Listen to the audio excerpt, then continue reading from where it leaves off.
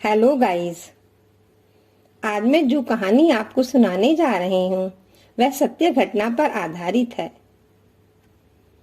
एक दिन मम्मी से फोन पर बातों बातों में मैंने पूछा, मम्मी वो विजय अंकल कैसे हैं जिनकी शादी में हम लोग गए थे।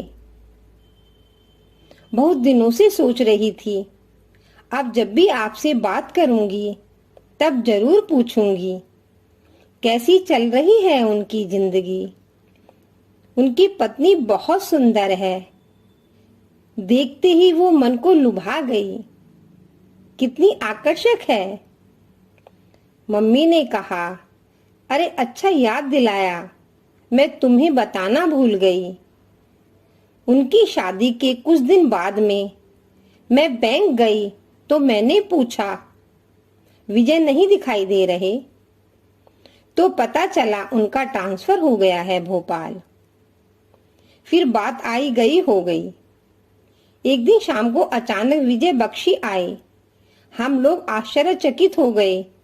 अरे वाह, इतने दिनों बाद। वो बोले, हाँ, शादी के थोड़े दिन बाद मेरा ट्रांसफर हो गया था और अब 5 साल बाद फिर से यही हो गया है। हम लोगों ने कहा, यह तो बहुत अच्छा हुआ, बैंक भी सूना सूना सा लगता था। पापा ने कहा, और बताओ कैसी चल रही है जिंदगी? तुम तो बिन बताए ही चले गए। शादी के बाद बहू के साथ घर बुलाने का मौका ही नहीं दिया। बहू कैसी है, बच्चे वगैरह हैं क्या? विजय ने हमें बताया, सब कुछ बहुत अच्छे से चल रहा है। 2 बच्चे हैं हमारे, बहुत प्यारे हैं। लेकिन मैं आप लोगों को इसके पीछे की कहानी बताता हूं। आप सुनो। अब आप लोगों से क्या छिपाना। ये बात हमने किसी से नहीं कही और नहीं हम कभी किसी से कहेंगे। पता नहीं क्यों आप लोगों से कहने को दिल कर रहा है। जो बात मैंने छुपाकर रखी है सबसे, आज मैं आप लोगों के सामने वो सब बताना चाहता हूँ। हमने कहा, अरे क्या हुआ? प्रीति अच्छी तो है। हाँ भाभी जी, बहुत अच्छी हैं। प्रीति घर और परिवार भी अच्छी तरह से देख रही है। तो फिर क्या हुआ? विजय बोले, शादी की रात को जब हम प्रीति से मिले तब प्रीति ने कहा, मैं आपसे कुछ कहना चाहती हूँ। मैंने कहा, क्या?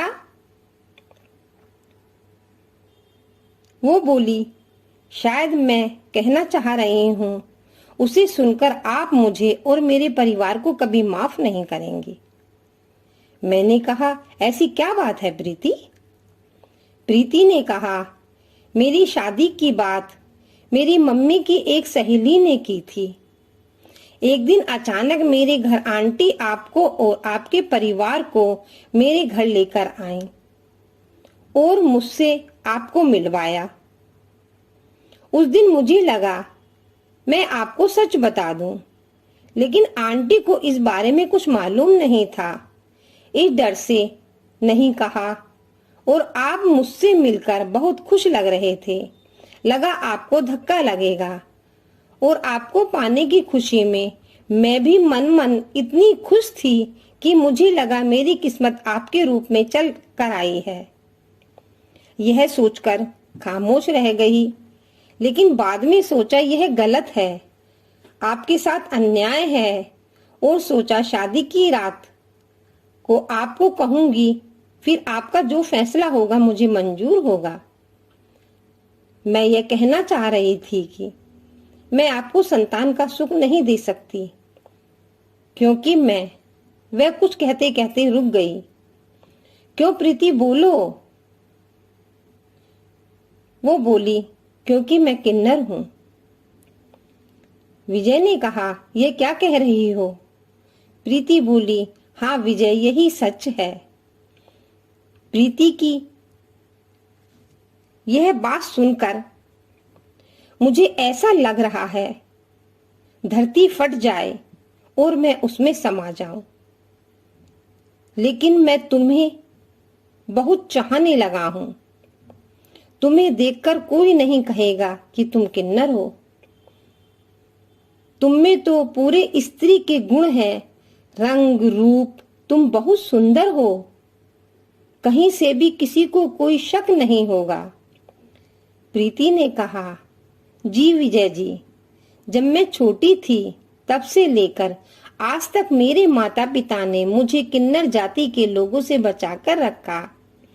किसी को भी यह जाहिर नहीं होने दिया कि हमारी बेटी किन्नर है। मैं अपने माता पिता की इकलौती संतान हूँ। मैं बहुत ही मन्नतों के बाद पैदा हुई। उन्होंने मुझे बहुत प्यार और दुलार से पाला है। मेरी माँ पिता का सोचना था कि शादी तो करनी ही है, ये मेरी बेटी बेटा दोनों ही हैं। लेकिन वो आंटी ने सोचा, इतनी बेटी बड़ी हो गई है, मैं अचानक कोई रिश्ता लेकर आऊंगी तो ये बहुत खुश हो जाएंगे। लेकिन मेरी माँ खुश नहीं हुई, दुखी हो गई थी। उन्होंने उस समय आप लोगों का स्वागत किया, कुछ भी जाहिर नहीं होने दिया, सब कुछ भगवान पर छोड़ दिया। माँ ने यह बात इसलिए किसी को नहीं बताई कि अगर किन्नर जाति के लोगों को पता चलती तो वो लोग मुझे ले जाते। मैं आपको धोखे में नहीं रखना चाहती थी, इस कारण मैंने सच बता दिया। आप विजय जी परेशान न हो, मैं कुछ भी बिना कहे यहाँ से चली जाऊंगी और सारा इल्जाम अपने ऊपर ले लूंगी। मेरी जबरदस्ती शादी की गई है, मैं किसी से और कुछ भी नहीं चाहती। विजय बोले, प्रीति, इतने दिनों से तुमसे बात करते करते मुझे तुमसे प्रीति हो गई है और मैं तुम्हें बदनाम नहीं करना चाहता। मैं तुम्हें अपना नाम देने के लिए यहाँ आया हूँ। प्रीति, मेरा एक गलत कदम दोनों घरों की बदनामी करा देगा। मैं आज अभी ये कसम खाता हूँ कि मैं इस स्थिति में भी तुम्हारे साथ जीवन यापन करूंगा और किसी को कुछ भी नहीं पता चलने दूंगा। प्रीति ने कहा, विजय जी आप महान हैं, और कदमों में गिरकर रोने लगी। मैंने सोचा भी नहीं था मेरी किस्मत में आप जैसा इंसान साथ में होगा। मैंने पति के सुख की तथा परिवार की कभी कल्पना भी नहीं की थी। मैं धन्य हो गई आपका साथ पाकर।